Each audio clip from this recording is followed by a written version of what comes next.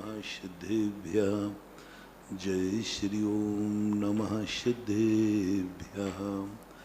सर्वमंगलमांगल्यं सर्वकल्याणकारकं प्रधानं सर्वधर्माणां जैनं जयतु शासनं जैनं जयति शासनं जैनं जयतु शासनम। पंच परमेष्टि भगवान की जय हो। आचार्य श्री गुरुवर कुंद कुंद महाराज की जय हो। आचार्य श्री गुरुवर विद्यासागर महाराज की जय हो। बोलो परम पूज्य आध्यात्मिक संत तीर्थोद्धारक निर्यापक श्रमण मुनि पुंगव श्री सुधा सागर जी महाराज की जय। श्री महासागर जी महाराज की जय। श्री निष्कंप सागर जी महाराज की जय। पूज्य गुरुदेव से प्रार्थना मंगल देश। संसार की जो स्थितियां हैं वो बीज और फल के समान होते हैं। हम सब लोग फल तो चाहते हैं, बीज नहीं बना पा रहे।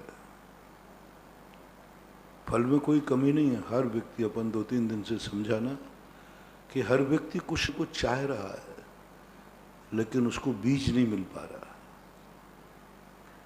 और बीज बड़ी कठिन से लगता है। फल तो खाने का मन हो जाता है, बीज तो खाने में से निकाल के रखना पड़ता है। फल होता है ना तो फल तो अपन तोड़ लेते जल्दी, आज फल आ गया खाना है ना, लेकिन बीज तो खाने में से निकाल के रखना है। जो मिट्टी में से आया उसे पुनः मिट्टी में फेंकना है। उसी खेत की मिट्टी में से हम फसल काट के लाए हैं, फिर मिट्टी कहती है कि सब काट के ले जाओगे, कुछ तो छोड़ो। बस सारी दुनिया अतिथि समविभाग की है, कुछ तो छोड़ो। मुनिराज तक को कह दिया कि तुम किसी के यहाँ आहार करने गए हो और वहां पर तुम्हें वो आहार देना चाहिए, पूरा देना चाहता है, लेकिन तुम्हारा कर्तव्य है कि कुछ ना कुछ छोड़ करके आओ। पूरा सामान नहीं लेते हम लोग, और आप लोग कहते यूं ने तोड़ के देते हो। नहीं, पूरा नहीं लेते, कुछ ना कुछ छोड़ना चाहिए। मुनिराज को जब ये कह दिया, बंधु इस सृष्टि को तुम, जैसे मुनिराज तुम्हारे आहार के ग्रहण करने वाले, तुम खुशी से देते हो, खूब देते हो, आनंद आता है। प्रकृति भी तुम्हारे जैसी है श्रावक, खूब देती है, जम के देती है, छप्पड़ फाड़ के देती है और खुश होती है प्रकृति, बहुत खुश हो। जैसे तुम श्रावक हो ना, मुनिराज को आहार देकर खुश होते हो, लेकिन मुनिराज का भी कर्तव्य है कि नहीं। हमारे पूज्यवर धर्मसागर महाराज जी के संबंध में सुना है कि अभी तुम लोग थालियां दिखाते ना छोटा छोटा, वो पूरी हंडी देखते थे। पूरी चौके में जाएंगे, हंडी दिखाओ कितना बनाया, और उसमें से फिर वो लेते थे अपने प्रमाण कि इतना लेना है, हमें इतना छोड़ना है। बस सारी सृष्टि को ये तो श्रावक है, सारी सृष्टि तो श्रावक है, वो तो देना जानता है। सच्चा श्रावक बचाना भी नहीं जानता और नहीं देना है ये भी नहीं जानता। श्रावक का तो नेचर है, मैं भली भूखा रह जाऊं लेकिन मैं साधु को सब दे दूं। वो तो श्रावक है, वो तो बहुत वो तो समर्पित हो चुका। वो कहता है क्या करना, हम भूखों मर जाएंगे तो मर जाएंगे, हमारे महाराज को कम नहीं पड़ना चाहिए। उद्यान राजा के संबंध में आता है कि वो देवता परीक्षा करने आया, जितना सामान बनाया था सब ले लिया, तो भी उसके मन में ये भाव नहीं आया अब महाराज सब खा लिया, अब मैं क्या खाऊंगा। परिणाम ही नहीं आया। बोले क्या फर्क पड़ता है, दुनिया खा पी के मरती है, अपन भूखों मर जाएंगे, लेकिन हमारे महाराज को कमी नहीं आना चाहिए। हमारे महाराज की अंजलि खाली है और मेरे पास कुछ देने को बचा नहीं है, रो पड़ा। उसे ये चिंता नहीं कि अब मेरे घर में कुछ नहीं बचा, उसे ये चिंता है कि महाराज का अभी पेट नहीं भरा। कैसे है श्रावक की भूमिका? जब तुम लोग आहार देते हो तो सुनता हूं मैं कि आप लोग अपने खाने के लिए इतना नहीं कर रहे मेहनत। हमने सब पता कर लिया है। अपने खाने के लिए तो तुम बस एक सब्जी बना लिया, एक बना लिया कि चल गया काम, जितने में चल जाए उतना चलाते हो। और महाराज का नंबर आते ही कटोरियां कम पड़ जाती हैं, आइटम कम पड़ जाते हैं, घड़ी कम पड़ जाती है। क्या है श्रावक का आनंद का उल्लास तो देखो। कितना कितना स्वयं के लिए भी कोई नहीं था। सारी दुनिया है, सबसे पहले स्वयं पेट बनती है, स्वयं भरती है, दुनिया को बचेगा तो दे दूंगा। लेकिन जैन श्रावक जब गुरु के सामने होता है कुछ नहीं सोचता, बस उसको तो देना है, बस देना है, कुछ नहीं, वो तो देना है। कितना देना है कोई सीमा नहीं है। खाने की सीमा है लेकिन देने की कोई सीमा नहीं, वो तो है। तब साधु से कहा गया, देखो श्रावक तो बहुत भावना में बह रहा है, श्रावक तो अपना अवभाग कर रहा है, तुम्हारा कर्तव्य क्या है? क्या वो जो दे रहा है सब ले लो, सब ले लो? नहीं नहीं। ऐसे ही महानुभाव, ये उदाहरण मैं इसलिए दे रहा हूं कि ये तुम्हारे अनुभव में आया और मेरे अनुभव में भी आया, मेरे अनुभव में भी आ रहा है। हम लोग भी देखते हैं, सुनते हैं, आपके बीच में ही रहते हैं। आप लोगों की भोजन की थालियां मैंने देखी हैं, कभी कभी तिरछी निगाहों से देख लेता हूं। एक आध कटोरी रहती है, एक आध सब्जी रहती है, और यहाँ तो वो इतना बड़ा कोपर है, उसी में एक के ऊपर एक कटोरी रखी है दो। तब मैं देखता हूं कि क्या है इनका भाव, कैसा है हमारा जैन श्रावक। अलोल वृत्ति, 7 गुणों में एक आया ना, अलोल वृत्ति, अलोभ, कुछ नहीं बस। और कितने कहें, बताते हैं कि एक श्रावक जब मुनि को आहार देता है, उसका वर्णन करने के लिए, उसके अंदर के परिणामों का वर्णन करने के लिए, समर्पण के लिए करोड़ों जिह्वाएं कम पड़ जाती हैं। जिस समय साधु के हाथ में आहार रखता है, उस समय जो उनका आनंद उमड़ता है, नहीं लेने पर उसका दुख का पार नहीं, और लेने पर उसकी खुशी का पार। दिन भर चर्चा करता है, आज महाराज ने ये ले लिया, आज ले लिया, मजा आ गया। और जिस दिन नहीं बोले हो ना, तो उस दिन महाराज कुड़कुड़ करती रहती है, आज महाराज लिया ही नहीं, लिया ही नहीं, ये चीज लिया ही नहीं। अरे तुमने गलती की होगी, तुम देख के जानते ही नहीं हो। अब महाराज ने एक बार मना कर दिया, तुम हट गए होगे? हाँ मैं जानता हूं तुम हट गए होगे। होता है ऐसा कि नहीं आप लोगों को? कोई चीज आप लोग बनाते हैं ना, और वापस पहुंच जाए, फिर देखो आपकी मम्मी, आपकी पत्नी क्या कुड़कुड़, तुम दे के जानते ही नहीं, तुम्हें तो बस खाना ही आता है, ये तक कह देती है। तुम्हें तो बस खाना आता है, देना तो, हाँ तुम दे के जानते ही नहीं हो।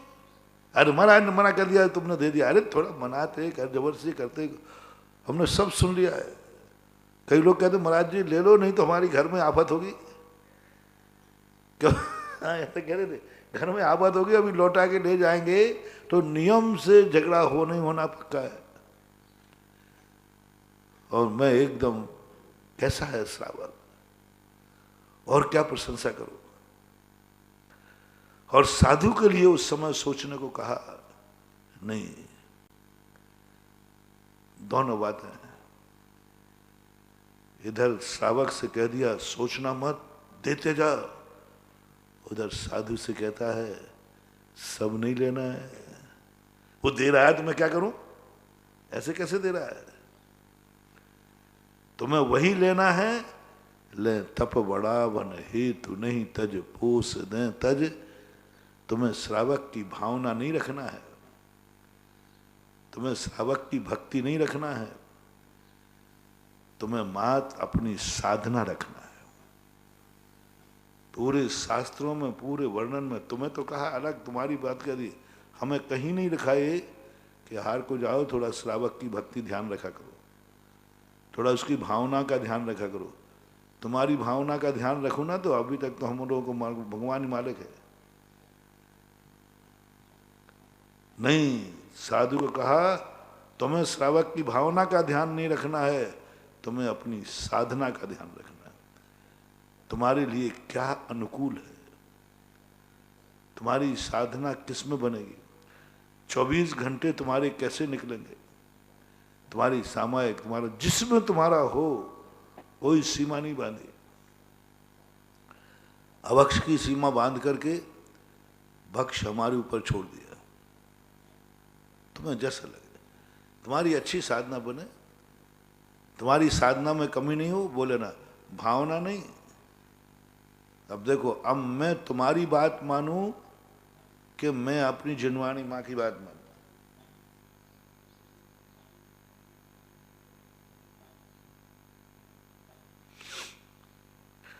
तुम जब सामान लौटा के लौटोगे तो तुम्हें डांट पड़ेगी, और हमने तुम्हारी भावना अनुसार ले लिया और हमारी साधना में अनुकूल नहीं है तो हमें जिनवाणी की डांट पड़ेगी।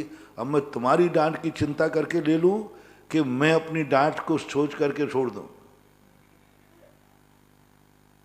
अब तुम्हारी चिंता करो महाराज, तो फिर मुझे डांट पड़ी, तुमने क्यों लिया, तुम्हें क्या जरूरत पड़ी थी? वो दे रहा था, उसके घर में उसकी मम्मी पत्नी डांटती, इसलिए तो अब तू मेरी डांट सुन, क्यों लिया? कारण बताओ। साधु को एक एक चीज तुम लोग नहीं समझते हो।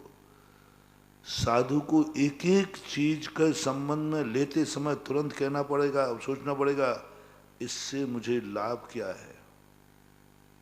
यूं नहीं ले सकता,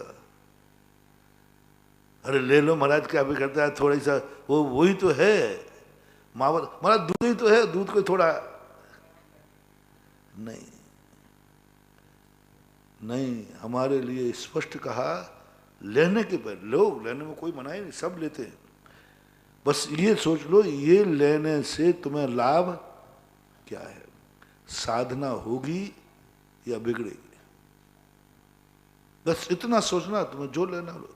कहीं जिनवाणी ने पूछ लिया तुमने क्यों लिया था, तो हम ये जवाब नहीं दे सकते हैं श्रावक की भावना का आदर किया था, मुझे तो जरूरत थी नहीं,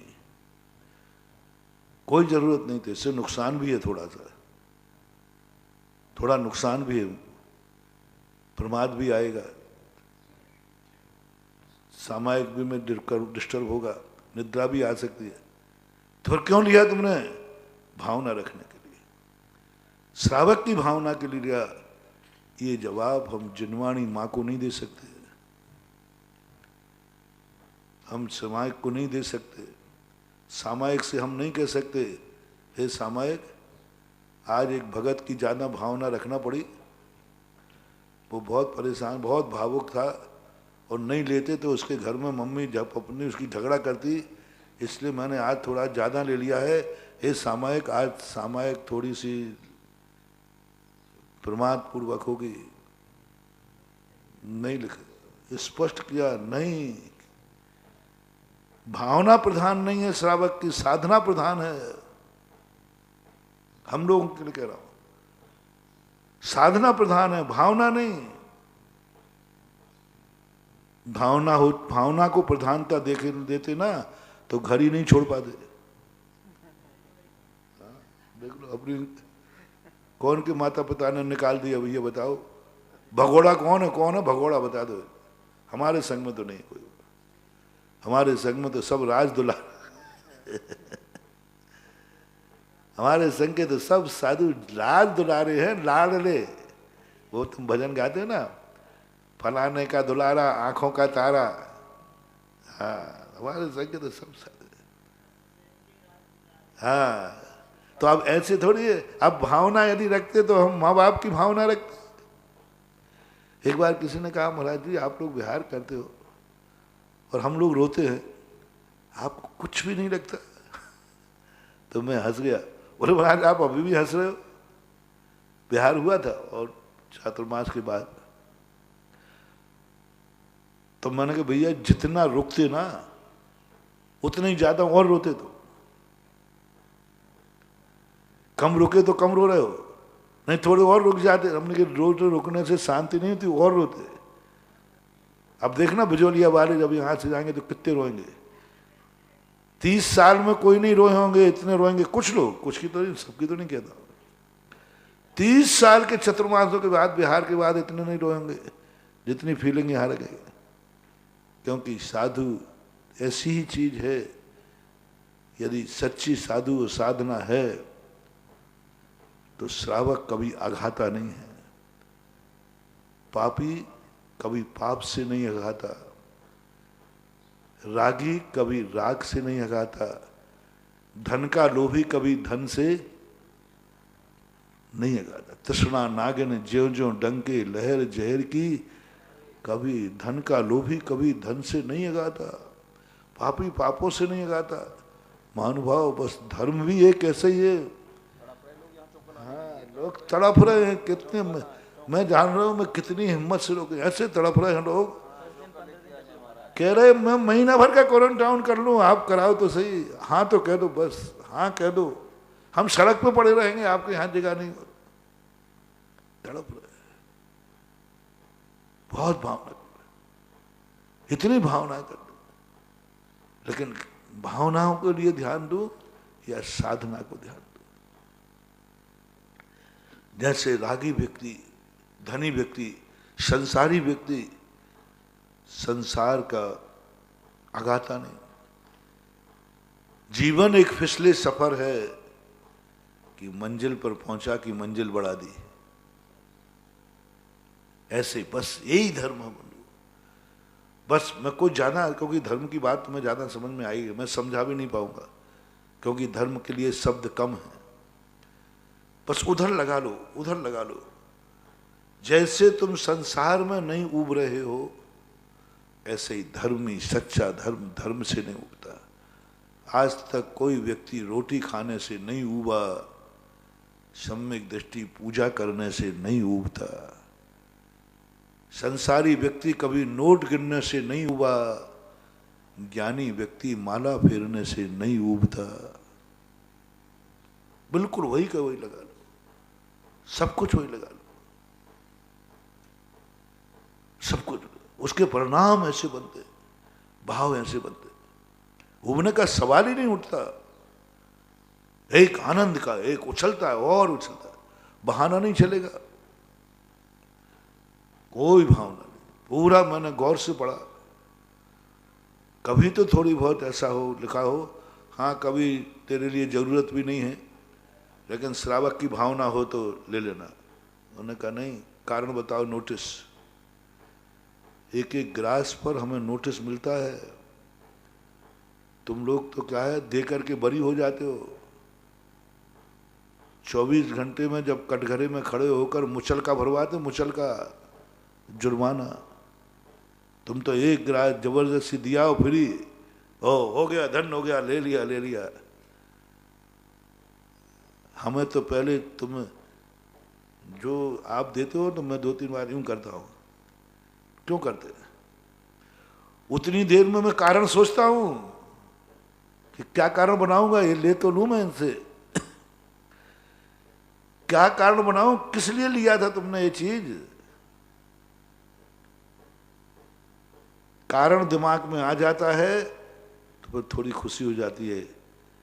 कम से कम जनवाणी पूछेगी तो कह दूंगा इसलिए लिया था। हाँ, और कारण दिमाग में नहीं आता तो फिर तो मैं अड़ जाता हूँ, नहीं लेना। क्योंकि मैं अभी कारण जवाब क्या दूंगा, कारण बताओ, नोटिस आ गया जनवाणी, क्यों लिया था तुमने? मैं कोई भी कार्य करता हूँ पहले कारण। एक बार एक गाड़ी लेके आया, बोले महाराज मेरी गाड़ी को आशीर्वाद दे दो। मैंने नहीं दिया। मैंने कहा मैं तो नहीं दूंगा गाड़ी को। मुझे गाड़ी से लेना देना क्या है? अभी हाल जाकर के छिंदवाड़ी पूछ लेगी क्यों किसको आशीर्वाद दिया? गाड़ी को। तेरा गाड़ी का त्याग है, तूने गाड़ी को कैसे आशीर्वाद दे दिया?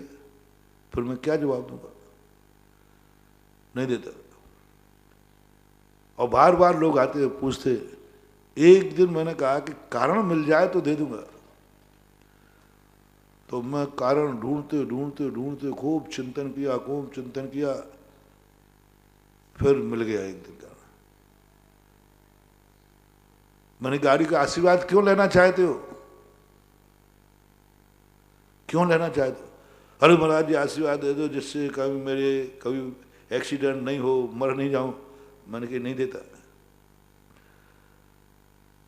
फिर मैंने कहा थोड़ा सा ये सुधार कर लो इसमें। महाराज जी आपको मालूम है हम जैन हैं, छान के पानी पीते, देख के झाड़ू लगाते, गाड़ी चलाते समय कितने जीव मरते हैं। गाड़ी तो नहीं है, गाड़ी के बिना तो नहीं चलेगा, हमारी गृहस्थी है। बस एक आशीर्वाद दे दो, इस गाड़ी से कोई जीव ना मरे। इस गाड़ी से बस किसी जीव का परिवार ना उजड़े, किसी का। अभी स्वयं का कह रहा था, इस गाड़ी से किसी जीव की जिंदगी नहीं उजड़े, इस चीज से कोई परिवार ना उजड़े।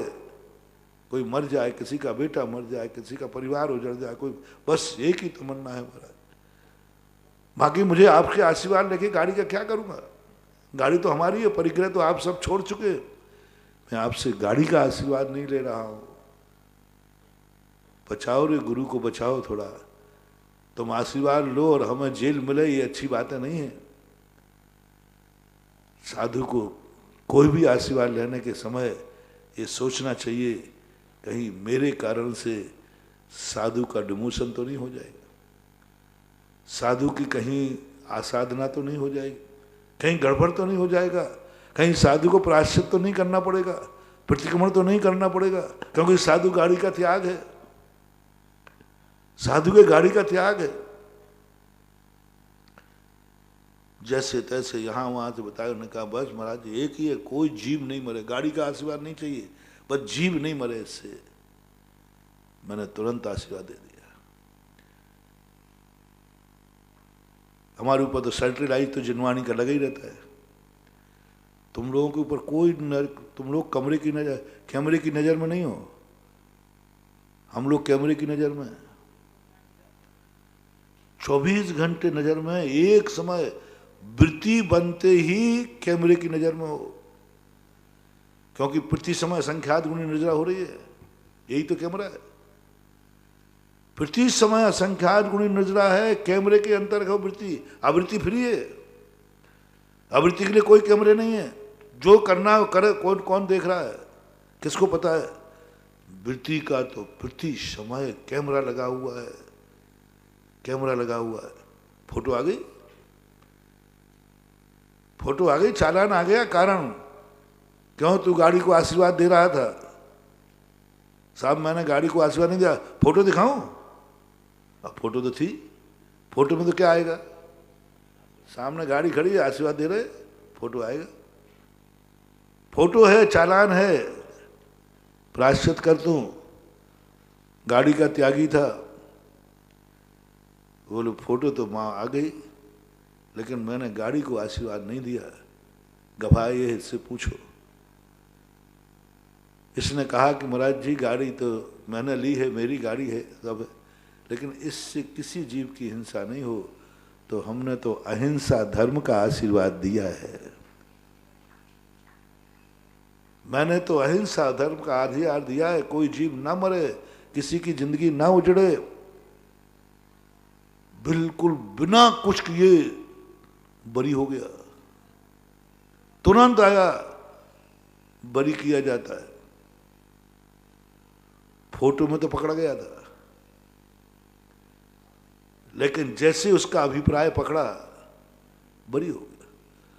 फोटो में तो एनसीसी कैडेट ने मारा थे गोली, उसकी गोली लगी थी, बराबर लगी थी, लेकिन जब उसका भाव देखा गया तो कोर्ट ने बरी कर दिया।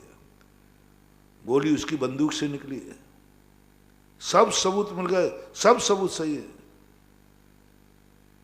उसी की बंदूक से मारा है। लेकिन कोर्ट ने उसको बरी कर दिया। किस कारण से?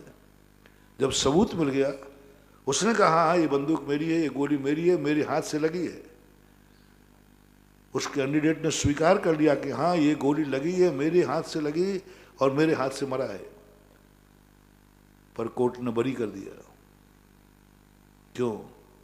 एनसीसी का कैडेट था, उसका मारने का भाव नहीं था, सीख रहा था, वो सीख रहा। कोर्ट ने बरी किया, पूरा बरी, कुछ भी नहीं हुआ, कहना सीख रहा था। हाँ ट्रेनिंग चल रही, मिलिट्री से अपन कई बार मर जाते, कितने मिलिट्री सीखते, कोई केस नहीं चलता। देखो क्रिया, देखो क्रिया अपराध की है, अभिप्राय छूका होने से टूट गया। क्रिया में आया फोटो कि तुमने गाड़ी को आशीर्वाद दे रहे थे, लेकिन जब भाव की सलाह हुई तो भाव में क्या पाया गया? मैं अहिंसा व्रत को दे रहा हूं। ऐसा ही कोई आशीर्वाद लेते समय थोड़ा ये सोचा करो, हमें भी कोई आशीर्वाद देते समय, तुम्हें तो कोई बात नहीं, कर लो, मेहरबानी हो जाए तो ठीक, हमें तो यही कहा कोई भी चीज की आशीर्वाद समर्थन करने के पहले आप अपना भाव बताइए, किस लिए लिया, किस लिए आपने दिया लिया। वो तो दे रहा था, ठीक है, वो तो मांगेगा गाड़ी को आशीर्वाद दे दो, वो तो कौन की दुकान नहीं चाहता, व्यक्ति नहीं चाहता कि मुझे आशीर्वाद दे दो। कौन दुकान को, कौन व्यापार को, कौन धंधे, सब चाहते।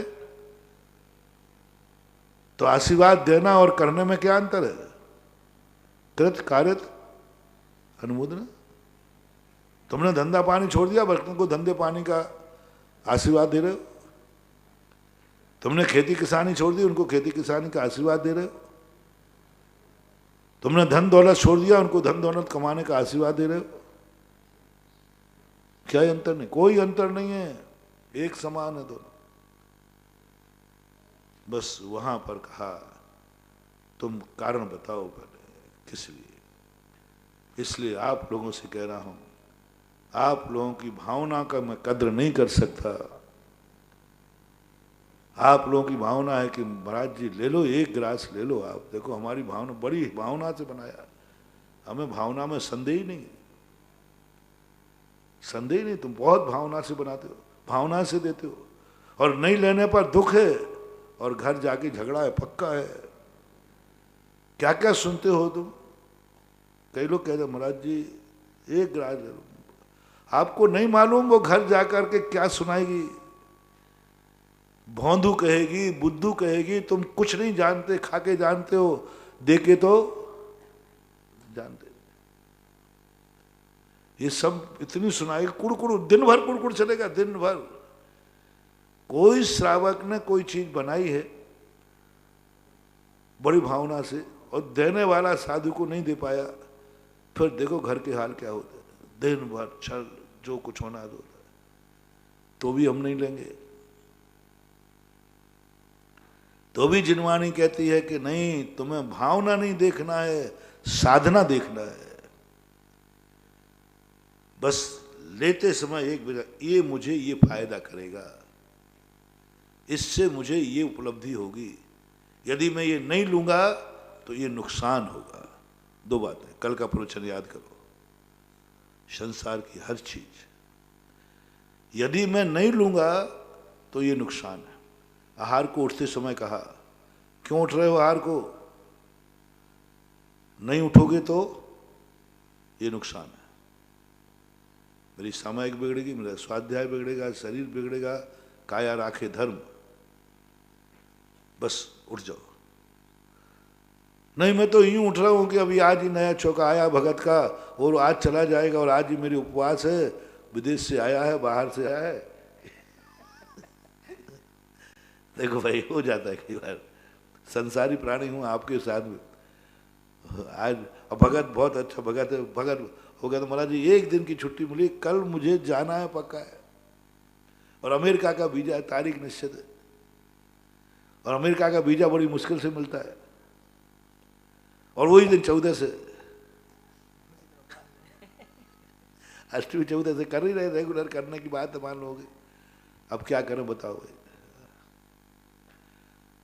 और वो बेचारा अमेरिका में वर्षों में आया, मान लो 10-20 साल में आया, और अब दोबारा कभी आएगा नहीं।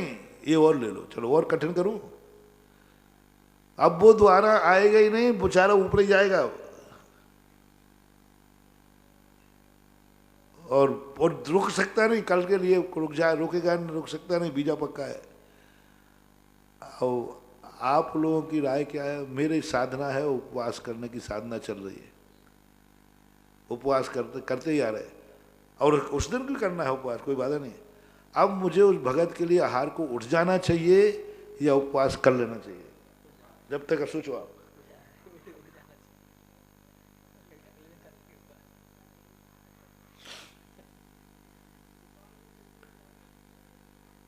दूसरे को मत लगाना, तुम ही हो तो। हाँ मान लो तुम्हारे लिए आखिरी का दिन है, संलेखना लेने जा रहे हो या दीक्षा लेने जा रहे हो। दीक्षा तो लोगे ही नहीं, संलेखना की उम्मीद है थोड़ी, संलेखना की उम्मीद है। मान लो जा रहे हो, महाराज आज ले रहे, देखो हम ऊपर जा रहे हैं, मेरी भावना यार क्या है, मैं कैसे करूं? आगम से दे दो मुझे, आगम में बता दो कि हाँ उस दिन की साधना छोड़ देना, भक्त की भावना रख लेना। पूरा खोज मैं ऐसी बात नहीं, तुम्हारे पक्ष में खूब ढूंढता हूं, पूरे आगम में कहीं नहीं लिखा कि साधु भक्त की भावना रखने के लिए आहार को उठ जाए। साधना छूटे तो छूट जाए, छूटे तो छूट जाए, काल का भी अतिक्रम नहीं। कल करना अलग चीज है। यदि कल का पुण्य आज होता तो पुरुष दो उपवास क्यों बनाया? ये कह देते हफ्ते में एक उपवास करना जरूरी है।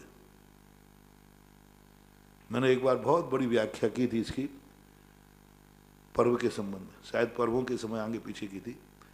क्यों अष्टमी चौदस को ही क्यों? कल 2 टाइम खाने में श्रावक तो कोई बात नहीं, वृत्ति आज नहीं खाएगा, क्यों? कुछ ना कुछ तो लॉजिक है। व्यापार कोई दूसरे दिन करो, अष्टमी चौदस को नहीं करेगा। संयम पालन करना पर्व के दिन से, हाँ एक कह दो भाई ठीक है, ये तो समझ में आता है कि भाई हफ्ते में एक दिन का उपवास करना है, पर्व के दिन में क्यों? उसी दिन क्यों? वे देवता अष्टान का पर्व में क्यों जाते हैं? नंदीश्वर देव कभी भी जाए, जाते ही रहते बेचारे, तो अकृत्रिम चैत्यालयों की देवता वंदना करते ही रहते। अष्टान का पर्व में क्यों वो विशेष हर्ष को प्राप्त होते हैं? विशेष हर्ष को प्राप्त होते हैं। और रोज को वंदना करने जा रहे हैं, सब जाते हैं, लेकिन उसमें हर्ष को प्राप्त होते हैं। क्या वर्णन किया है शास्त्रों में? क्यों? ये प्रश्न करो, क्यों? बरसों बरसों के बाद ये प्रश्न का जवाब मुझे कभी नहीं मिला। मैं भी यही कहता था, क्या ये अष्टमी चौदस से लेना? हफ्ते में एक दिन का उपवास बनता है, हफ्ते में एक दिन संयम रखो, एक दिन अभक्ष मत खाओ, एक दिन एकासन कर लो, कभी भी उपवास कर लो, क्या फर्क पड़ता है? कभी भी मंदिर कराओ। अब यही सुबह सुबह सुबह मंदिर क्यों? अरे भाई खा पी के दोपहर में चले जाएंगे, भूखे ही मंदिर क्यों? सुबह से मंदिर क्यों? बढ़िया आहार पानी करके जाएंगे, मंदिर आराम से कर लेंगे, 24 घंटे में कभी कर लेंगे, बस सुबह का क्यों? यही यहाँ सामायिक हो तो उसी समय क्यों?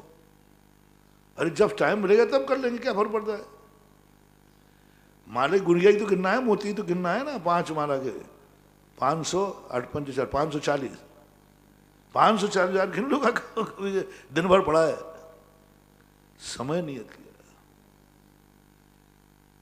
ये सामान्य सुधारवादी को ये बात समझ में नहीं आई, बहुत बाद में समझ में आई। ये बात मुझे किसने समझाई मालूम? कोई नहीं समझा पाया, कोई नहीं बता पाया। ये बात मुझे रावण ने समझाई है। ये मत समझना, कभी कभी पापी लोग बहुत ज्ञान दे जाते हैं। जैसे मैंने कहा था ना परसों नरसों कि तुम महाराज से नहीं समझ पाए, देव दर्शन से नहीं समझ, शुकर दर्शन से समझ गए। रावण ने समझा दिया। पद्म पुराण जब मैंने पढ़ा उसमें रावण कहता है अपने उनसे, साहब आप कहाँ जा रहे हैं? मंदिर में, बाद में कर लेना, बाद में। बोले नहीं, क्या गजब का कहा, जो विद्या 6 महीने में सिद्ध होती है, पर्व के दिनों में वह विद्या 8 दिन में सिद्ध हो जाती है। एकदम स्तब्ध रह गया मैं। काल का इतना बड़ा प्रभाव, काल का इतना बड़ा प्रभाव, 6 महीना क्या कहलाता है?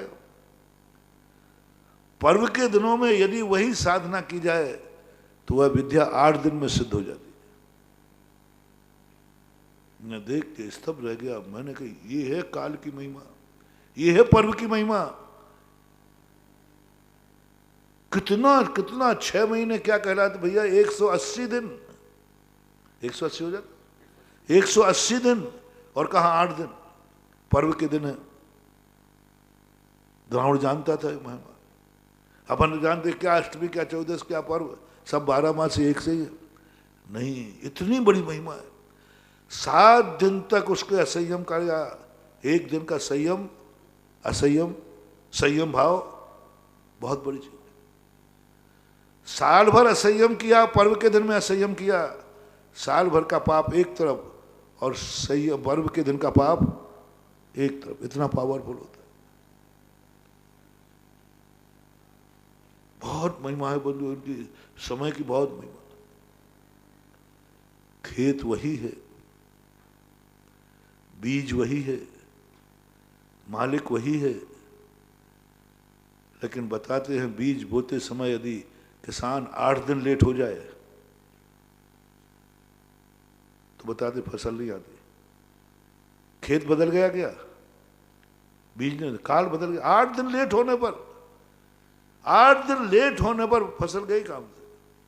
जिस समय पे बोने पे आता, जो चीज जिस समय पर बोई जाती है उसी समय फलेगी। यदि वो काल टल गया तो गया काम। इसलिए पर्व के दिनों का विशेष रूप से हमेशा हुआ, इसलिए इनका महत्व होता है। ऐसे ही नहीं हो समझ लेना चाहिए, ऐसे कारण हमारे लिए जानना पड़ेगा।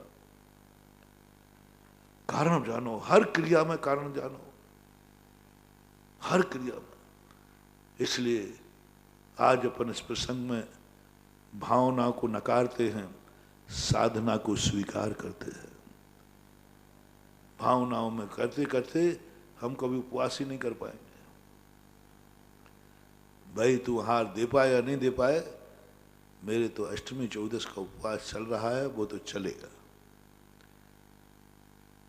यदि तोड़ता है तो उसने साधना को आसाधना की है, कहीं ना कहीं वो साधु साधना में फेल होगा, फेल होगा, कभी ना कभी फेल होगा, कर्म फेल करेगा। क्योंकि तू एक बार तुमने अपने आप भक्त के मोह में, भक्त की भावना में तूने उस दिन उपवास करते था, उपवास कर रहा था, भक्त की भावना के कारण से तूने उपवास को उठ गया, आहार को उठ गया। अब तुम्हारी जिंदगी में 2 घटनाओं से सावधान रहना। कहीं ना कहीं तुम साधना में फेल होगे और कर्म तुम्हारे लिए ऐसी परिस्थिति ला देगा, अष्टमी के दिन ही बुखार लाएगा, चौदस के दिन ही कर्म कहेगा। जब तुम भक्त के लिए तोड़ सकते हो तो अब कर्म के लिए तोड़ो, आएगा, जरूर आएगा। इसलिए भावना की कोई कदर नहीं है। तुम्हें भावना रखने से मना नहीं कर रहा हूं। मैं क्यों नहीं लेता हूं, आप इतने कठोर क्यों हो जाते हैं? क्योंकि आगम की आज्ञा है कि मुझे साधना देखना है। तुम तो दे रहे हो, मुझे इससे लाभ क्या है? हानि लाभ देखो। कल मैंने यही कहा था, हर क्रिया में ये देखो, ये नहीं लूंगा तो कितना नुकसान है, आज कितना है। यदि लंबे समय तक नहीं लूंगा तो इससे क्या नुकसान होगा। यदि ये चीज चली जाएगी तो मेरी आंखों की ज्योति जा सकती है, मेरा शरीर कमजोर पड़ सकता है। कुछ भी छोड़ो, 10 दिन का, 15 दिन का, जीवन का, लेकिन सोचना पड़ेगा। कारण बताओ, नोटिस है तुम्हारे लिए, हर ग्रास पर कारण है महानुभाव।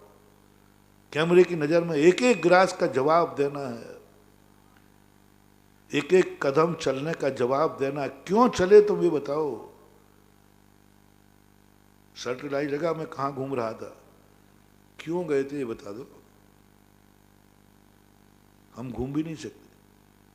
पूज्यवर चामुंड राय सारे सार के अंदर लिखा, अकार्य साधु देख नहीं सकता, अकार्य साधु सुन नहीं सकता, अकार्य साधु बोल नहीं सकता, अकार्य साधु कर नहीं सकता, बिना कार प्रयोजन के आंख भी नहीं उठा रहे हैं। बहुत पाबंदियां हैं हम लोगों पे। मार्शल्ला है, मार्शल्ला। कैमरे की नजर में आंख नहीं खोल सकते हम लोग। क्यों खोल दे? क्या देख रहे थे वहां पर? तुम तो कह दोगे महाराज बैठे बैठे क्या करता है, यूं यूं देख रहा है। पर तुमसे पूछूंगा क्या देख, अरे कुछ नहीं महाराज, अरे पागल गए, कुछ नहीं महाराज, कुछ नहीं देख रहा था। आंखें तो उसी तरफ थी। एक तुम्हारी आदत है, कुछ नहीं, झूठ बोलते हो। पहला शब्द निकला कुछ नहीं, तुम्हारी तो चल जाती कि हाँ कह रहा है कुछ नहीं देख रहा हो। हमारी तो फोटो उतर जाती है। तुम देख रहे थे उधर, क्यों देख रहे थे? हमें आंख उठाने के पहले कारण सोचना है कि जिनवाणी मां पूछेगी क्यों देख रहे थे, तो क्या जवाब दे पाऊंगा? क्या जवाब दे पाऊंगा? इसका नाम है इंद्रिय निरोध। इंद्रिय निरोध ऐसे ही नहीं है मानो, बहुत कठिन है, बहुत कठिन। आंख उठी तो उठी क्यों तुम्हारी? क्या था वहां पर, क्यों उठाई? यदि धर्म की मर्यादा में तुम कारण बता पाए तो माफ है, नहीं तो सीधा चालान है, सीधा प्रतिक्रमण है, सीधा प्रायश्चित है, सीधा अपराध है, सजा है। कोई माफीनामा नहीं, कोई माफीनामा नहीं। यदि आप कारण नहीं बता पाए, बोले यूं देख रहा था मैं, तो प्रायश्चित, सजा, तुरंत सजा है। और कारण बता दिया तो, कारण बता दिया तो एकदम बरी। ऐसे ही कानों का है कर्ण इंद्रिय निरोध। क्या सुन रहे थे? वो सुना रहा था तो सुन रहा था, मैं क्या करूं? तुम क्यों सुन रहे थे? मैं क्या करूं? वो सुना रहा था तो मैं सुन लिया। मैं उसकी नहीं कह रहा हूं। वो क्यों सुना रहा था, आप उसको रोकिए, मैं उसको नहीं रोक रहा हूं। मुनि तुम हो, वो श्रावक है, वो ग्रस्त है, वो संसारी है, वो अज्ञानी है, वो रागी दसी है। तुम क्या सुन रहे थे बैठे बैठे बताओ। वही बात सुनो, कम से कम कारण बता सको कि मैं इसलिए सुन रहा था। और तुमने कहा वो सुना रहा था, वो क्यों बैठा था तुम्हारे पास? क्यों बैठा था ये बताओ। क्या कर रहा था वो? तो आप उनको रोकिए, वो क्यों आते मेरे कमरे में, मेरे पास क्यों बैठते हैं? जिनवाणी कहती ज्यादा जोर ऊंचा मत बोल, ज्यादा ऊंचा मत बोल। हाँ वो क्यों आते हैं, वो क्यों सुनाते हैं मुझे? जिनवाणी की थोड़ा नीचा बोल। वो सुना रहे थे, तुम क्या कर, तुम सुन क्यों रहे थे? माला फेरने बैठ जाते। हाँ, आप लोगों को भगाने का एक ही तरीका है, यदि हम लोग खाली मिल गए और तुम्हारी तरफ देख लिया, बस आपकी ऐसी रामायण खुलेगी। और यदि हम लोग माला फेरते दिखाएं तो फिर तुम नहीं बैठते ज़्यादा, और किताब खोलते रहे, सुनो ही मत। तुम क्यों सुन रहे थे? तुमने सुना है कि नहीं उसने क्या कहा था? बोले मैंने सुना ही नहीं। तो फिर क्या कर रहे थे उस समय? क्या कर रहे थे उस समय जब तुमने सुना नहीं? बहरे थे क्या? नहीं, मैं पढ़ रहा था, माला फेर रहा था, ध्यान कर रहा था, बड़ी। वो सुना रहा था, सुन रहा, मैं क्या करूं? वो तो सुनाएगा, तुम्हें सुनाने से उसको लाभ है। वो तो सुनाएगा, वो तो आएगा, वो आएगा भी, वो सुनाएगा भी। तुमने क्यों सुना? आप लोग तो कहते महाराज जी 2 मिनट सुन लो आप। अरे भाई मुझे कारण नोटिस तैयार करना है, फाइल। ऐसे ही बोल रहे महाराज, 2 शब्द बोल दो आप, है थारो कहीं बिगड़े हैं। हमें सोचना पड़ेगा। जिनवा ने पूछी क्यों बोले थे तुम, अब हम ये कहते हैं नहीं हमारा पुराना भगत भगत था, अपना परिचय था। नहीं नहीं नहीं बोल सकते, हमें कोई ना कोई धर्म का टाइटल सोचना पड़ेगा। हमें कुछ ना कुछ विचार करना। हम बोल भी नहीं सकते, हम गप्पे नहीं कर सकते, हमें कारण लेना पड़ेगा। मैंने इसलिए बोलना पड़ा, कोई ना कोई धर्म का टाइटल, उसका कल्याण, धर्म की प्रभावना, कुछ ना कुछ करो। हम चल नहीं सकते, क्यों चले हो? हम घूम नहीं सकते, हम टहल नहीं सकते, हम टहल नहीं सकते। हमें ढूंढने के लिए बहाना ढूंढना पड़ता है, कारण ढूंढना पड़ता है। तुमने कदम क्यों उठाया कमरे से बाहर, क्यों? एक एक कदम का मेरी फोटो उतरती है, क्यों? क्यों? हम दिन भर कभी घूमना चाहे तो नहीं घूम सकते, कारण बताओ। इसलिए शौच को लंबे चले गए। क्यों गए? पास में भी तो था। क्यों इतने जीवों की बात की तुमने, क्यों इतने पृथ्वी पर चले? अपन को पहले यही सोचते थे जितने ज्यादा दूर जाएंगे तो अभी हाल पर। तो हम क्या करें? आगम में कहा है दूरे, आगम में आया था। हम लोगों ने आचार्य से प्रश्न किया था, बहुत पहले की बात है, छुल्लक था मैं, कि आचार्य पास में ही सोच के स्थान रहते हैं, अपन इतनी दूर क्यों जाते हो? और आचार्य जाते तो हम लोगों को जाना पड़ता था। तो आचार्य ने कहा आगम की आज्ञा है। मैंने कहा आगम आज्ञा दे ही नहीं सकता, जितना कम चलो उतनी अच्छा है। तो उन्होंने कहा देख लो ये लिखा है दूरे, जहां पर ग्रस्त जनों का आना जाना ना हो इतनी दूर जाना है। ग्रस्त जन जो आते जाते ना, पहले लोग ग्रस्त लोग गांव के बाहर जाते थे,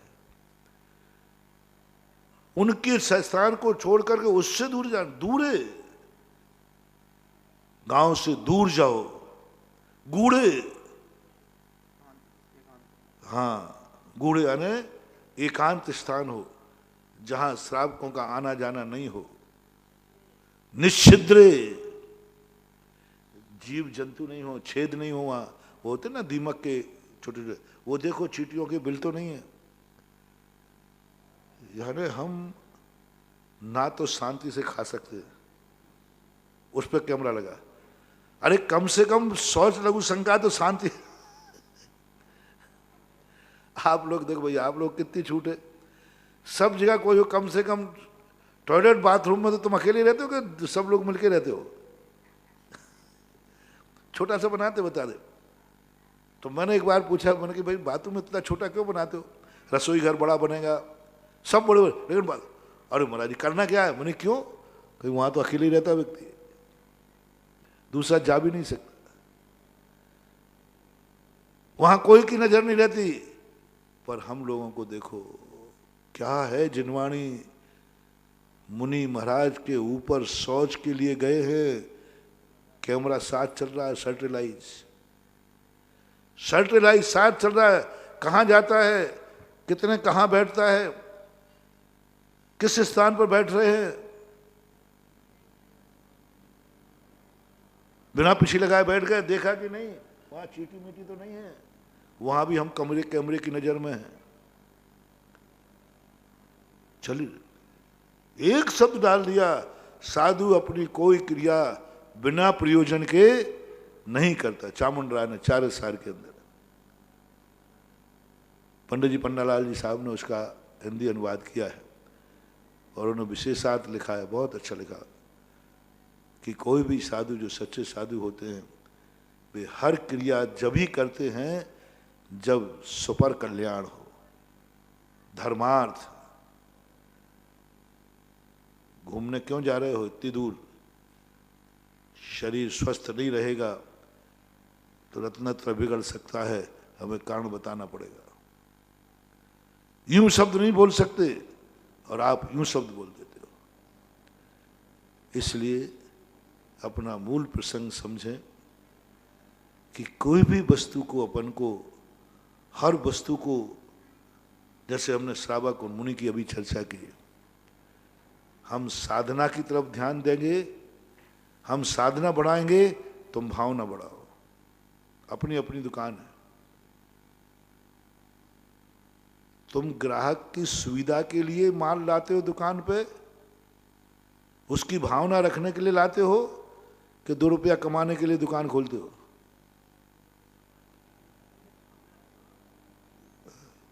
2 रुपया कमाने के लिए। काहे की भावना है? और श्रावक जो ग्राहक तुम्हारी दुकान पे आता है तो 2 रुपया बचाने के लिए आता है कि 2 रुपया कमाने के लिए आता है? तुमने दुकान खोली 2 रुपया बचाने के लिए, कमाने के लिए, और ग्राहक तुम्हारी दुकान पे आया किस लिए? कि चलो ये दुकान थोड़े सेठ जी है, 2 रुपये कम मिलेंगे, ठगेगा नहीं। वो 2 रुपया बचाना चाह रहा है और तुम 2 रुपये कमाना चाह रहे हो। बोलो दोनों एक दूसरे की कौन सी भावना रखते हो? महाराज जी हम तो 2 रुपया कमाने के लिए दुकान खोली थी, लेकिन हमने समझ लिया कि ग्राहक की भावना है कि 2 रुपया बच जाए, तो मैंने तो 2 रुपया घाटा में दे दिया। और कौन ग्राहक है जो कहे कि 2 रुपया बचाना चाहते थे लेकिन हमारे लगे हुए सेठ जी थी, मैंने 2 रुपया ज़्यादा दे दिए कि सेठ जी कमाओ। दोनों अपनी अपनी चिंता करोगे कि एक दूसरे की? बस यही तो यहाँ है। तुम्हारी भावना है, हमारी साधना है। हम साधना का ध्यान रखें और तुम ताकत लगाओ कि मेरी भावना पूरी हो, और मैं ताकत लगाऊंगा मेरी साधना पूरी हो। मेरी साधना पूरी हो। मैं जो आज आहार में लूं उससे मेरे 24 घंटे में साधना बढ़ना चाहिए। बस मैं सब लेने को तैयार हूं, सब लेने को तैयार हूं, क्या फर्क पड़ने वाला है? बस शर्त एक है कि जो चीज मैं लूंगा उससे मेरी साधना बढ़ना चाहिए। और तुम्हारा काम है आपकी साधना बढ़े या ना बढ़े, मेरी भावना पूरी होना चाहिए। गलत तो नहीं बोल दिया? मैं तो कहता हूं भैया मुझे इशारा करना पड़ता, जब कोई तली हुई मैंने कहा ऊपर देख, थोड़ा ऊपर इशारा करता हूं, ऊपर देख भाई कितनी गर्मी पड़ रही है, तो भी तुम बिल्कुल भी नहीं दया करते। क्योंकि तुम्हारी भावना है, भावना पूरी होना चाहिए, भावना पूरी होना चाहिए। बस मैं समझ गया ये व्यापार का सौदा है। तुम ताकत लगाओ कि मेरी भावना पूरी हो, और मैं ताकत लगाऊंगा मेरी साधना पूरी हो। ये जैनागम कर। अब इसी बात को लेकर के मैं प्रकृति की तरफ जा रहा था। जैसे मैंने श्रावक का और मुनि का उदाहरण दिया। श्रावक सोचता है कि मैं सब कुछ दे दूं, सब महाराज आपके लिए बनाया। तेरे अरे महाराज मेरी तो सोचो, मैं तो राक्षस आदमी हूं, कुछ भी खाता रहता हूं, कभी भी खा लूंगा। आप तो एक टाइम खाते, सोच के खाते, कल मिलेगा वो भी भरोसा नहीं है। हमारा तो सुबह पक्का है महाराज। आज के उपवास है, सुबह 6 बजे के बाद नहीं है। आपके उपवास में तो कल का भी भरोसा नहीं है। आज का उपवास है, कल की पारणा हो भी पाएगी कि नहीं हो पाएगी। ग्रस्त को तो पक्का है कि आज के उपवास है, सुबह 6 बजे के बाद तो पक्का ही है, वो काली तो मिल ही जाएगी। यहां तो कोई भरोसा नहीं। चलो कोई बात नहीं। बस आज मैं ये कहना चाह रहा हूं, तुम मुनि के स्थान पर आ जाओ। जैसे हम आहार करने गए, तुम श्रावक मैं मुनि, तुम्हारी बात मैंने कह दी, तुम तो सब देना चाहते हो, लेकिन मुझे आदेश दिया जनवाणी ने, सब कुछ मत लेना,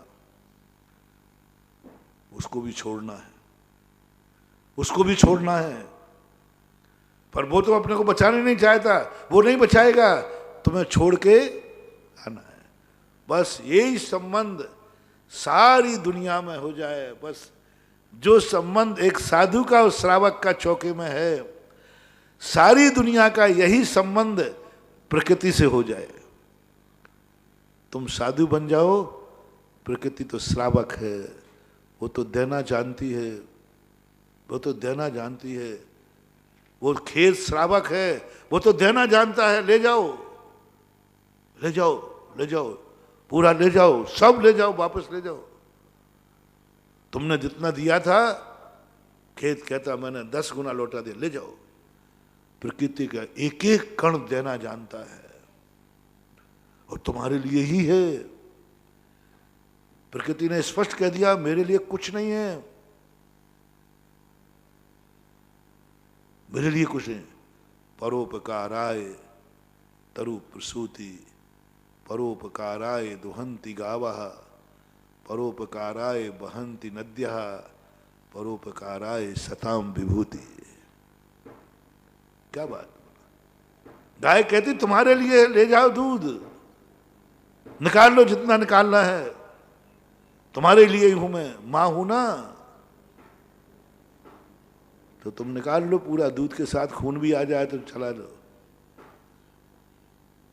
गाय को तो कह दिया परोपकाराय दुहंती गावा। गाय का लक्षण है, गाय श्रावक है। जैसे आपने कहा कि नहीं मुझे तो देना है, महाराज को बस देना है, मुझे खाने बचे या नहीं बचे, गाय कहती निकाल लो दूध जितना निकालना है, तुम्हारे लिए बनाया है, दूध न बनाया, ले जाओ। परोपकाराय तरु प्रसूति, परोपकाराय फलंति वृक्षा, ये भी कह सकते हैं, दो मिलते हैं। कहीं कहना फलंति वृक्षा तरु प्रसूति, परोपकाराय फलंति वृक्षा। वृक्ष कहते सब तुम्हारे लिए ही तो है, खा लो, मैं तो तुम्हारे लिए ही हूं। वृक्ष एक एक वृक्ष कहता है सब तुम्हारे, तोड़ लो जितने तोड़ना तोड़ लो। परोपकाराय बहंति नद्या, नदी कहती तुम्हारे लिए तो बह रही हूं, और है क्या मेरा पास, पियो पानी जितना पीना। वो एक भजन गाते हैं चौके में,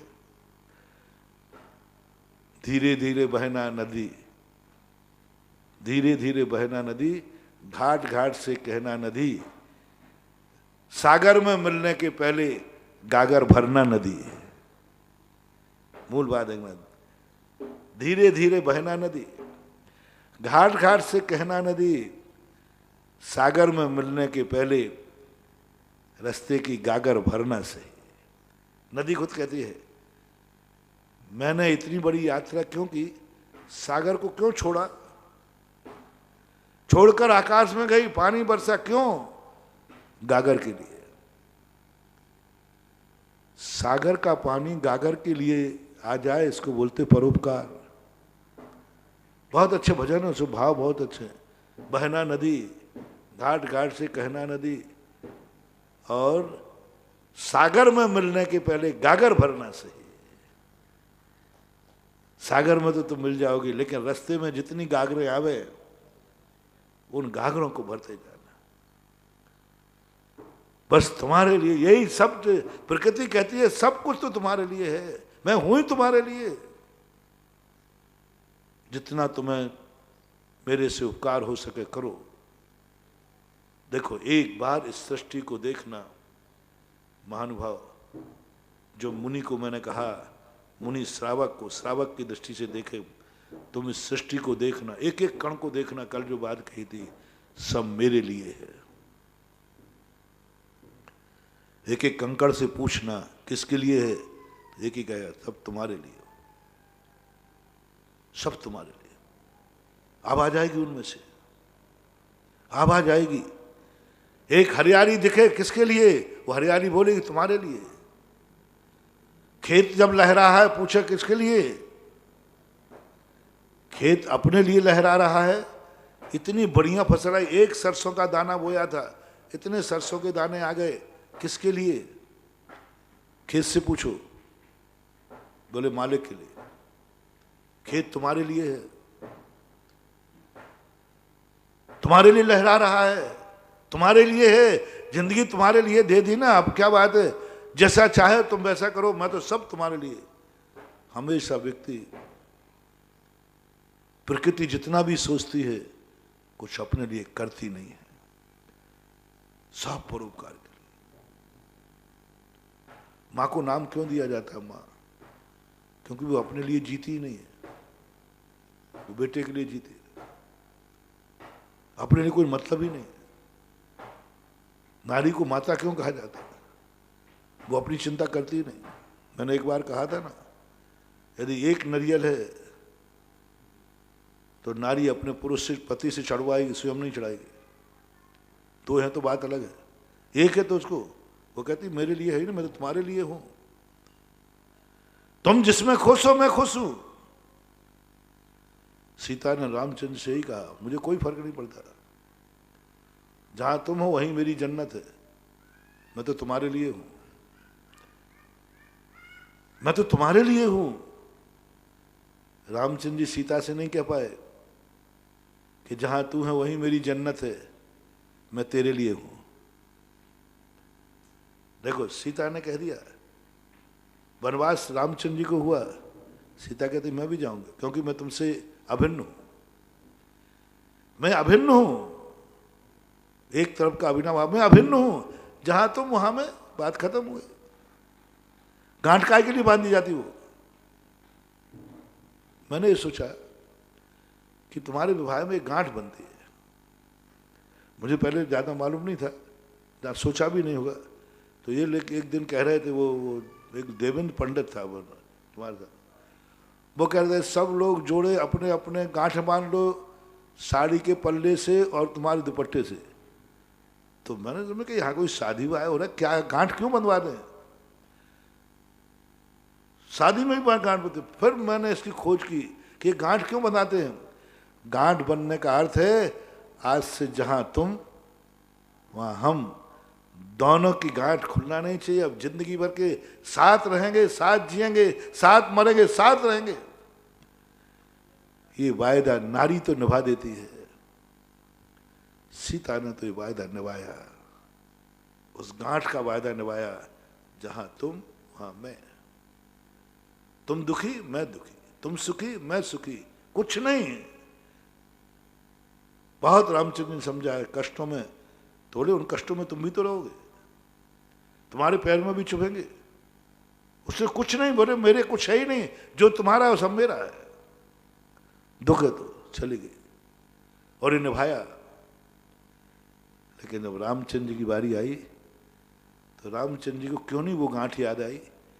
गांठ बांधने का क्रिया मुझे पता नहीं, किस दोनों गांठें बराबर रहती है कि एक गांठ बराबर रहती है, एक खुली रहती होगी एक बनती होगी, ऐसा होता है क्या? दोनों खींचे तो दोनों ही नहीं खींचेंगे ना। तो फिर सीता ने कैसा क्यों नहीं किया, रामचंद्र जी ने ऐसे क्यों, उस गांठ की क्यों? सीता जहां तुम वहां मैं, मेरी जन्नत तुम हो, मेरी दुनिया तुम हो, जहां तुम वहां मैं। नहीं कर पाया, नहीं कर पाया। लेकिन अपन इस बात को प्रयास करते हैं कि सारी प्रकृति को देखो, आप एक बार देख लो प्रकृति को। आज एक, कल मैंने आपको कहा था एक एक वस्तु से मैं एनर्जी दिलाऊंगा तुम्हें, एक एक वस्तु से दुआ दिलाऊंगा तुम्हें, हर वस्तु तुम्हें दुआ देगी, मेरे पास आने की जरूरत ही नहीं पड़ेगी। भगवान के पास बस तुम्हें एक बात कहना है, यदि ये वस्तु दुनिया में नहीं होती तो क्या होता, और ये है तो तुम क्या हो। बस कुछ नहीं, बहुत छोटा सा मन दिया था। ये जो दुनिया में नहीं होती तो क्या होता, और है तो क्या लाभ है, बस इतना ही। यहीं से शुरू होती दुआ। भगवान से भी दुआ लेना है तो यहीं से लो। भगवान यदि दुनिया में नहीं होता, ये मंदिर नहीं होता तो क्या नुकसान है, और है तो फायदा क्या है। है तो फायदा, बस इतना बता दो ये मंदिर है तो फायदा क्या है। और नहीं था, मैं तो बिजोलिया से, तपोदय तीर्थ से बहुत भंडारा भर रहा हूँ। ये 15 महीने मेरे निकल रहे हैं ना, ये बहुत भंडारा भर रहा हूँ, क्योंकि मैं तो प्रतिदिन दुआ देता हूँ, हे तपोदय तीर्थ तू नहीं होता तो कितनी कमी होती है, तू है इसलिए मैं आज निश्चिंत होकर के साधना कर रहा हूँ। इस बिजोलिया की सीमा में पता ही नहीं चल रहा कि कोरोना कहाँ है और क्या है, सारी दुनिया में कहर ढह रहा है। कभी बिजोलिया वालों ने कभी क्षेत्र को कहा हमारे पास एक क्षेत्र है तो सब कुछ है, पारसनाथ। हर व्यक्ति से जिससे तुम्हें एनर्जी चाहिए है, बस दो बातें जो कल कही थी, एक बात सोचो ये नहीं होते तो मेरा क्या होता, और हैं तो इनसे लाभ क्या है, हैं तो मुझे क्या प्राप्त है। सबसे इस पिछी से ले लो, ये पिछी एनर्जी देगी, ये पिछी मुझे ताकत देगी। बस मुझे इतना कहना है पिछी से, यदि ये पिछी नहीं होती तो क्या होता, और है तो क्या है। मयूर के पंख हैं, बोलो भाई, है तो क्या है और नहीं होती तो क्या होता।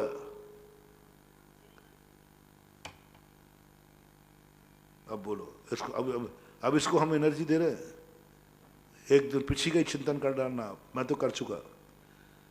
पिछी नहीं होती तो मैंने कहा मुनि व्रत नहीं होता, सारा श्रेय इसके ऊपर, अहिंसा व्रत नहीं होता, सब कुछ नहीं होता। आज पिछी है तो मैं हूं, पिछी है तो मुनि है, पिछी है तो विहार है, पिछी है तो आहार है, पिछी है तो निहार है। जीते पिछी, मरते पिछी, सोते पिछी, जागते पिछी, खाते पिछी, जहां देखो पिछी पिछी पिछी पिछी। कहां पिछी नहीं है बोलो। तुमने मुनि महाराज को दूर से देखा, नमोस्तु किया, क्या देखकर? झूठ मत बोलना, गड़बड़ मत करना। दिगंबर मुद्रा देखकर किया है कि पिछी देखकर? अनजाने महाराज हैं तो तुम पहले उनका दिगंबरत्व देख रहे हो, नमोस्तु करने के पहले पिछी कहाँ रखी है? पिछी। अब इसकी कल्पना करो, वही वाली बात, जीते लकड़ी मरते लकड़ी, अजब तमाशा लकड़ी का। उसने बड़े गजब बता दिया। उसने एक लकड़ी पर भजन दिया, शायद मथुरा के थे विजय कुमार जी, शायद उन्होंने लिखा, कहीं किसने लिखा है पता नहीं। उसमें लकड़ी का ही पूरा वर्णन, जीते लकड़ी मरते लकड़ी, अजब तमाशा लकड़ी का। और क्या उन्होंने लकड़ी का घटाया, ऐसा लगा दिया कि लकड़ी के बिना जिंदगी, सब चीज में लगा दी। ऐसे एक भजन बनाया, जीते नंगा मरते नंगा, अजब तमाशा नंगे का। और नंगे की क्या महिमा गाई है कि नंगे के बिना दुनिया है, नंगा है आकाश हिमालय, और क्या क्या बातें उन्होंने की।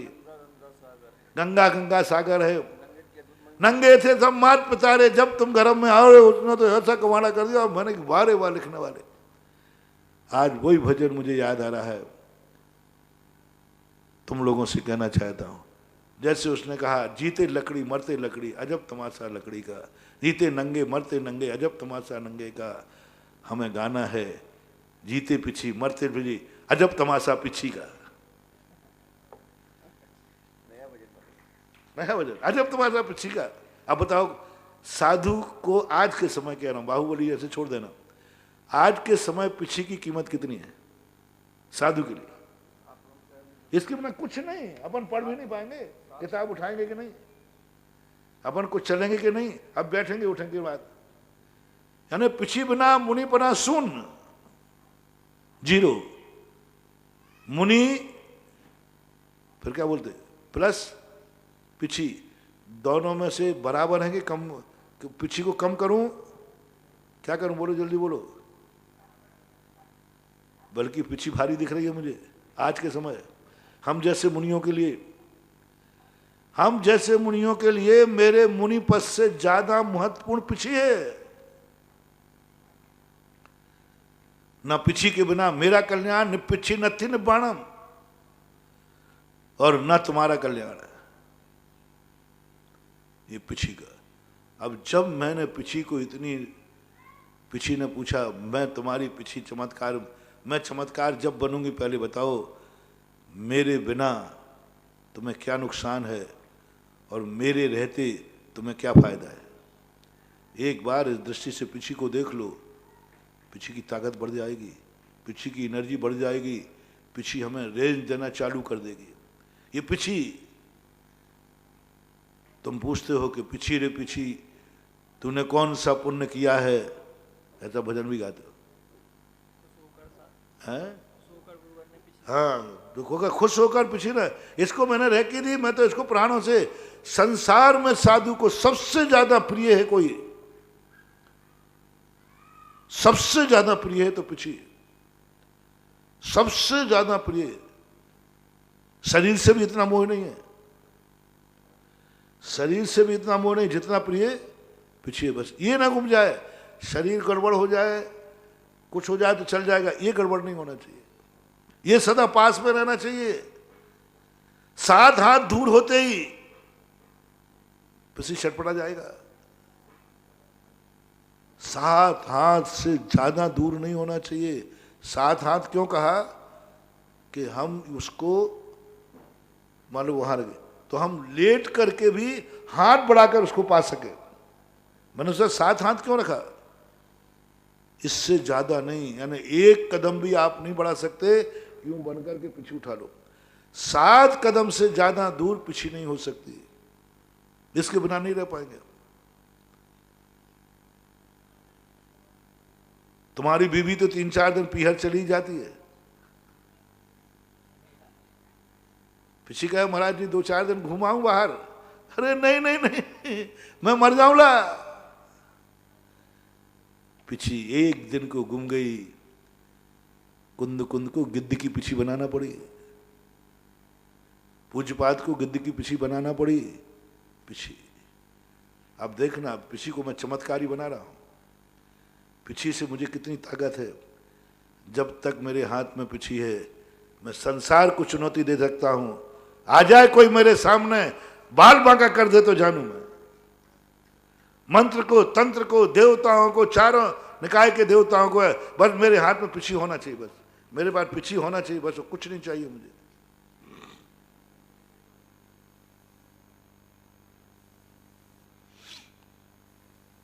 न ब्रूट जाकर की जरूरत, कुछ भी जरूरत नहीं, पिछी होना चाहिए मेरे पास। इसलिए पिछी है तो मेरे पास सब कुछ है। हे पिछी, तू ना होती तो मेरा क्या होता? तू है इसलिए मैं हूं। बस ये जैसे मैंने रेकी दी, अब ये पिछी मेरे लिए एनर्जी देना चालू कर देगी, एनर्जी देना चालू कर, क्योंकि मैंने इसका मूल निकाल कर दिया। कमंडल को ले लूं, काश कमंडल से एनर्जी, वही कल वाला सूत्र लगाओ, कमंडल नहीं होता तो क्या होता? बोलो। देखना, कमंडल नहीं होता तो हम शौच नहीं जा पाते, शौच नहीं जा पाते तो हम आहार नहीं कर पाते, आहार नहीं कर पाते तो ये रत्नत्र नहीं पल पाता। किसकी बदौलत पड़ रहा है? शौच। कमंडल है, सब चीज में लगाओ। ये कला मैं आपको सिखा रहा हूं। हर सृष्टि को देखो, इस सृष्टि में ये चीज नहीं होती तो क्या होता? दो तुम इतना करना सोच लो, बस ये नहीं होता तो क्या होता, ये है तो क्या है। मैंने कल पूरी व्याख्या की थी, प्रकृति को लेकर की थी, परिवार को लेकर की थी, भगवान को लेकर, गुरु को लेकर की थी। गुरु नहीं होगा तो क्या होता? साधर्मी को लेकर की थी, हम लोग साधर्मी नहीं होते तो। संयुक्त परिवार को कहा था, कल कई लोग हिल गए। कल परिवार का होमवर्क दिया था, संयुक्त परिवार से लाभ कितने और हानि कितनी। आज लौट रहा है युग, आज लौट रहा है युग। आज लोग अलग होना पसंद नहीं करते, कर रहे, धीरे धीरे कर रहे, ठोकने खा करके कर रहे हैं। और हर अलग रहने वाला अब सलाह देने लगा है अपने दोस्त को, अलग मत होना भाई। मैंने अलग होकर देख लिया, मैंने देख लिया क्या पाया, बैरन हेमरेज पाया, टेंशन पाया, रातें हराम हो गई, सब कुछ खत्म हो गया, कहीं जा भी नहीं सकता। जा भी नहीं सकता। जैसे कल मैंने कहा, 2 रोटियां भी शुद्धि पूर्वक नहीं खा सकते, कहीं जा ही नहीं सकता। संयुक्त परिवार के लाभ देखो, और संयुक्त परिवार का लाभ जब ही तुम्हें समझ में आएगा जब एक एक व्यक्ति का मूल्यांकन करो। घर में 100 लोग हैं, ये नहीं होगा तो क्या होगा, ये नहीं था तो क्या होगा, सबका मूल्यांकन करोगे, आपका मन कर जाएगा मैं परिवार की एक इकाई हूँ, पूरा पेड़ नहीं हूँ। मैं अलग हो जाऊंगा तो पेड़ तो फिर भी बच जाएगा, डाली सूख जाएगी। बोलो परिवार क्या है? एक वृक्ष। तो तुम क्या हो? जल्दी बोलो। एक डाली, एक डाली हो। परिवार एक वृक्ष है और तुम डाली टूटना चाहते हो वृक्ष से। बहुत अच्छा उदाहरण दे रहा हूं।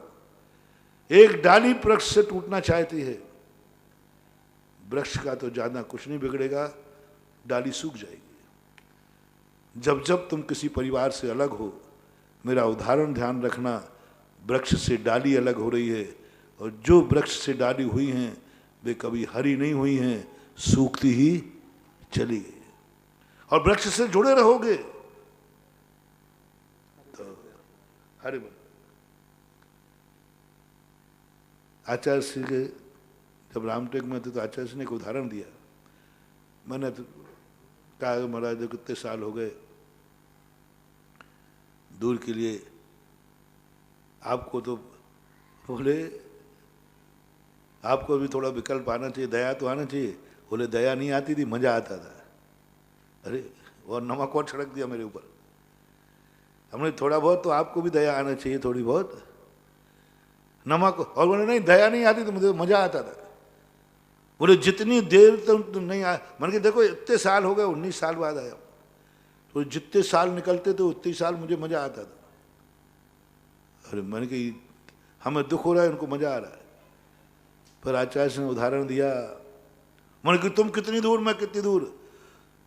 बोले पतंग उड़ाने वाले की पतंग जितनी दूर जाती है, उड़ाने वाले को उतना ही मजा आता है। अरे मैंने कहा कहाँ का तुक्का कहा है। बोले यदि पतंग पास पास ही रहती है ना, कोई की पतंग यदि यूं करो और उड़े ही नहीं, वहीं गिर जाए, तो उड़ाने वाले को मजा आता है क्या? मजा कब आता है? जो पतंग हो ऊंची चली जाती है। बस पतंग को और पतंग उड़ाने वाले को ये ध्यान रखना है कि बीच की डोरी जुड़ी रहे, फिर ऊंचाइयों पर जाने पर, दूर जाने पर आनंद आता है। पतंग को भी आनंद आना चाहिए कि आज मैं इतनी ऊंची उड़ गई हूं, उड़ाने वाले को भी आनंद आना चाहिए मेरी पतंग इतनी ऊंची उड़ गई है। बस डोरी हाथ में पकड़े रहो। तू दूर कहां जाता, डोरी तो मेरे हाथ में थी और मैं निश्चिंत था, जिस दिन चाहूंगा उस दिन उतार लूंगा। चढ़ाना मुश्किल है, उतारना तो सरल है। पतंग को उतारना सरल है, कठिन है, या चढ़ाना? दूर भेजना कठिन है, पास बुलाने में क्या रखना, एक आज्ञा देते आ जाते यूं यूं यूं यूं जल्दी। चढ़ाने में बहुत दिक्कत होती है। आचार्य जी ने बहुत मजे लिए, प्रवचन दिया था उन्होंने आचार्य जी ने। तो ऐसे ही अपन लोग सब सारी दुनिया को देखें, इस ब्रह्म संयुक्त परिवार को एक देखें, लाभ देखें, टूटने से बचाओ। संयुक्त परिवार में 2 हैं, श्रावक का आपका परिवार, हमारा संघ। संघ जितना संगठित रहेगा, हर डाली हरी भरी रहेगी। और जो संघ टूट जाएंगे, जो डालियां टूट जाती हैं, एकल विहार कर लेती हैं, वे डालियां सूख जाती हैं। मैंने तो देखा है, जो जो मेरे गुरु पूज्य गुरुदेव से संघ से अलग हुए हैं, वे सूख गए। उनमें विद्यासागर महाराज की चर्या नहीं है, आचरण नहीं है, व्यवहार नहीं है। ऐसे ऐसे दृश्य ऐसे करने लगे हैं वे एकल विहारी के लगते ही नहीं कि विद्यासागर के चेले हैं, लगते ही नहीं। आप देखना हमारे संघ के जितने एकल विहारी साधु चर्या कर रहे हैं, उनकी चर्या देखना, चर्या देख के आना ना, उनके विचार सुन लेना, उनके आचार देख लेना। मेरे संघ की बात कर रहा हूं, जो जो इस आचार से कि हमारे संघ के वृक्ष से अलग हुए हैं, उनके आचार बदल गए, उनके विचार बदल गए। बहुत सारे साधु हैं, आप जाके देखना उनको गौर से, ना तो आचार है ना विचार है। क्यों? वो टूटी हुई डाल के समान है, उनमें वो रस अब रहा ही मात्र एक नाम का रस रहा। हम फलाने पेड़ की डाल हैं, बस इतना रहा, लेकिन हरियाली नहीं, फूल नहीं, फल नहीं। ऐसे निकृष्ट कार्य करने लगे, कुछ भी करने लगे जो हमारे संग में कभी होते ही नहीं। और जो डालियां, जो वृक्ष आज भी गुरु की आज्ञा से जुड़े हैं, गुरु के पेड़ से जुड़े हैं, वे आज भी हरे हैं, फूल रहे हैं, फल रहे हैं। छोटा सा पत्ता भी है, छोटा सा पत्ता है, छोटी सी डाली है तो वो भी हरी भरी है, छोटी सी डाली है तो बड़ी बड़ी है। क्यों? वृक्ष से अलग होने पर बड़ी डाली भी टूट सूख जाती है, और वृक्ष से लगे होने पर छोटी भी डाली लहलहाती है, हरापन बना रहता है। इसलिए पेड़ से लगे रहो। आज श्रावक और मुनि की जो बात कही, प्रकृति पे अपन घटाना है, इस प्रकृति से, प्रकृति को अपन को क्या लौटाना है, प्रकृति हमें क्या दे रही। आज अभी मैं यही बता पाया कि प्रकृति हमारे लिए है, उस दृष्टि से तुम देखो कितनी उपकारी है। अब तुम्हारा कर्तव्य क्या है? प्रकृति ने तो कर्तव्य कर लिया, गाय ने तो कर्तव्य कर लिया, नदी ने तो कर्तव्य कर लिया, पेड़ ने तो कर्तव्य कर लिया, श्रावक ने तो अपनी भावना रख दी। अब साधु की बात है, अपन देखेंगे, कल समझेंगे जैसा भाव आएगा। महावीर भगवान है कि जिन वाणी के ज्ञान ते सूझे लोकालोक, सो वाणी मस्तक धरो।